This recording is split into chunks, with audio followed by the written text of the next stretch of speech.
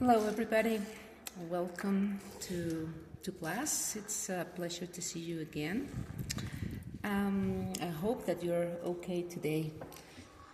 So let's start. Let's remember. Okay, let's try to talk about what we saw last class. If you remember, we were talking about teachers. No, how the teachers. English teachers in our case, a language teacher, that he is a person who is not only teaching in front of a class, is not only teaching grammar or vocabulary. We have to, as teachers, we have to balance, we have to control, we have to, of course, have this language expressions and the attitude towards working with students, with patients, remember? Okay, so talking about that, let's talk about personality. We have this 1, 2, 3, 4, 5 characteristics. Friendly, patient, creative, cheerful, and resourceful. Okay, so what I want you to do is to work in pairs and to think about these characteristics. So, yeah, please, okay, let's say, okay, yeah, you two, please. Over there, you two, Alma and Gerardo, please, you two. And Gustavo and Rosa, please. Okay, so I'm going to give you, let's say, 5 minutes to work in pairs and to talk about this. What do you think a teacher needs or must or should have this kind of personalities? Why do a teacher has to be friendly, patient, creative, cheerful, and resourceful? Okay, it doesn't matter if the teacher, if he or she is a kindergarten teacher, a high school teacher, or a university teacher. Okay, so, okay, go on, please.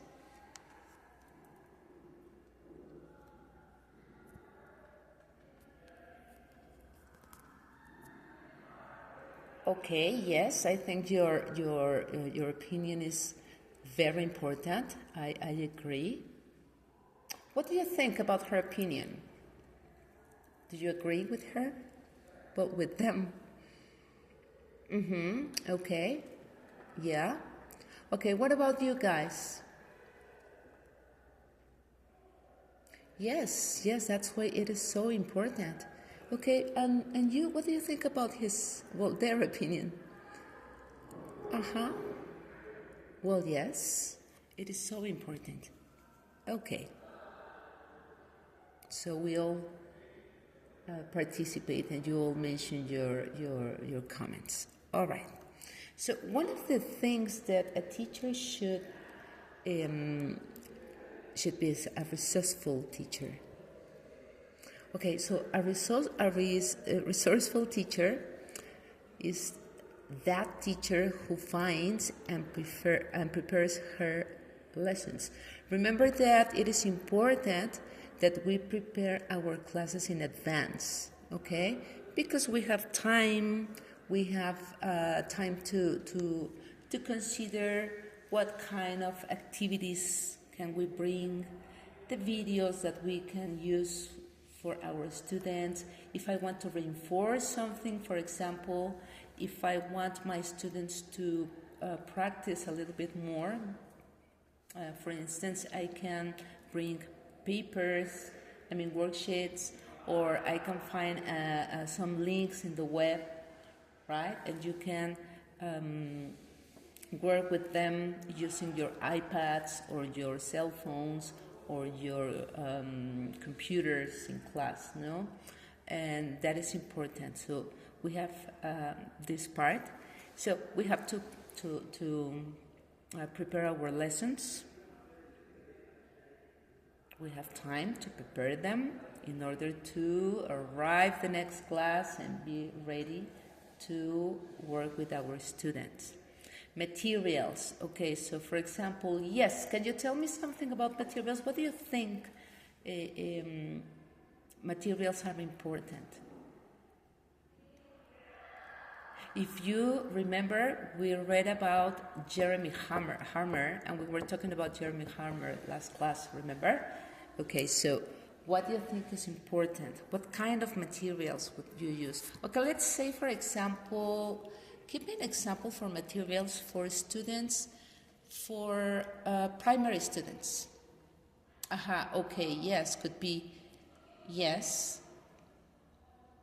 games, okay, paper sheets, worksheets, the book itself, very good, okay. Also, for example, sometimes there are some schools that they don't like to have this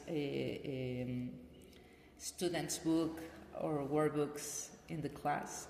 So we have to be very creative in order to find, for example, readings, or maybe we want our students to work a little bit more with readings because maybe they are not having this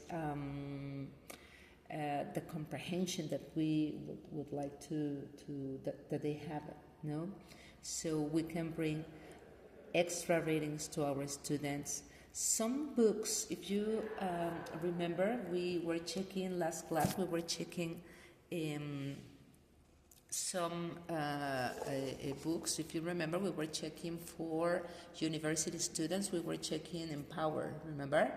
Okay, and we saw that in every unit, in 1D, 2B, 3B, etc., talking about the units, they have this space for writing. And this book has a really good